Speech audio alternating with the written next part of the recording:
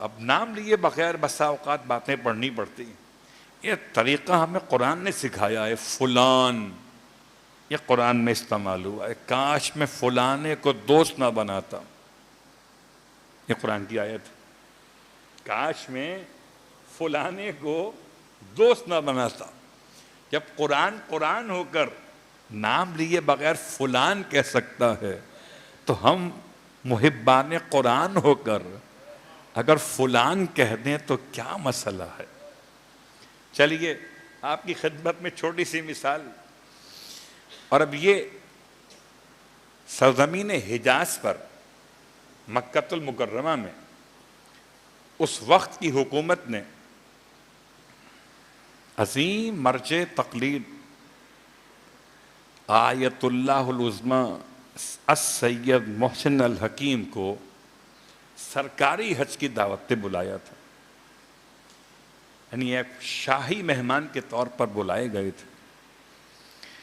اور جب ان کی ملاقات کروائی گئی اس وقت کے جو امام کعبہ تھے تو دو بڑی شخصیات اپنے اپنے مکتب کی، ایک مکتب تشیع، ایک مکتب امت مسلمہ غیر تشیع، امام کعبہ.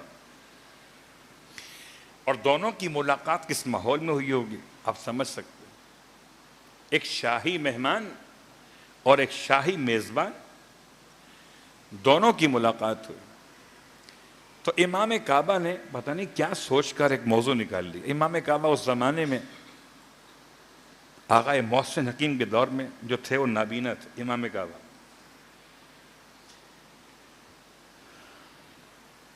اب ملاقات شروع ہوئی تو ملاقات میں سلام علیک اور خیر و عافیہ جیسے طریقہ ہوتا ہے رب کا.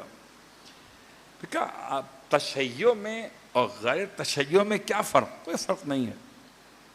کون کہہ رہا ہے؟ امام کعبہ. جس لیول پہ بیٹھے ہوئے اس لیول کی بات کریں گے. سوائے ایک فرق ہے، نہ اذان کا فرق انہوں نے بیان کیا، نہ اقامت کا، نہ نماز کا، نہ روزے کا. ایک فرق. کیا فرق؟ فرق یہ ہے کہ ہم تنزیل کو مانتے ہیں اور آپ تاویل کو مانتے ہیں. بس یہی فرق ہے. غیر تشیع تنزیل کو مانتے ہیں، جیسا قرآن نازل ہوا ہو بس ویسا مان لو. ہم کہتے ہیں جیسا قرآن سمجھایا گیا ہو ویسا مان لو. تو تنزیل قرآن کا نزول، تاویل قرآن کے اصل معنی کی طرف رجوع. بات واضح ہوئی؟ اب اتنے اچھے ماحول میں بات ہو رہی تھی.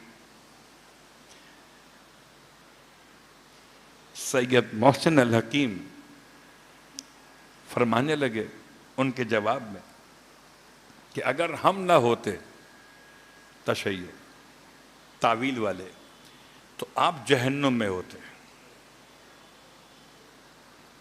اچھا یہ کوئی چھوٹے لیول کی بات نہیں ہو رہی کہ جو کوئی غصہ کرے، کوئی کچھ اور کہہ دے. یہ بہت بڑی علمی شخصیات دونوں مکاتب فکر کی ہیں. اگر انہوں نے جملہ کہا تو کوئی وزن تو ہوگا نا. جیسے ہی جملہ سنا تو اب امام کعبہ کو برا لگا. کیا بات کر دی آپ نے؟ تو فرمایا ناراض مت ہوئیے، قرآن کی آیت ہے. پھر آیت پڑھی سورہ بنی اسرائیل کی، من کان فی ھذہ اعمی فہو فی الآخرۃ اعمی واضل سبیلا. قرآن کی آیت کہتی ہے کہ جو اس دنیا میں اندھا ہو وہ آخرت میں بھی اندھا ہوگا اور راستہ گمراہ کر چکا ہوگا، اضل سبیلا. تو یہ تنزیل ہے. اگر تعویل نہ ہو، صلوات پڑھے محمد وآلہ اللہ اکبر.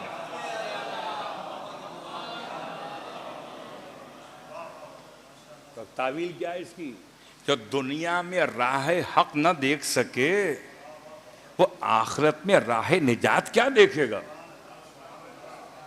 تو اگر تعویل نہ ہوتی تو قبلہ آپ کہاں پر ہوتے؟ اللہ اکبر۔ خیر، یہ ایک لطیف سی وضاحت تھی، میں نے چاہا کہ آپ کی خدمت میں ہدیہ کر دوں۔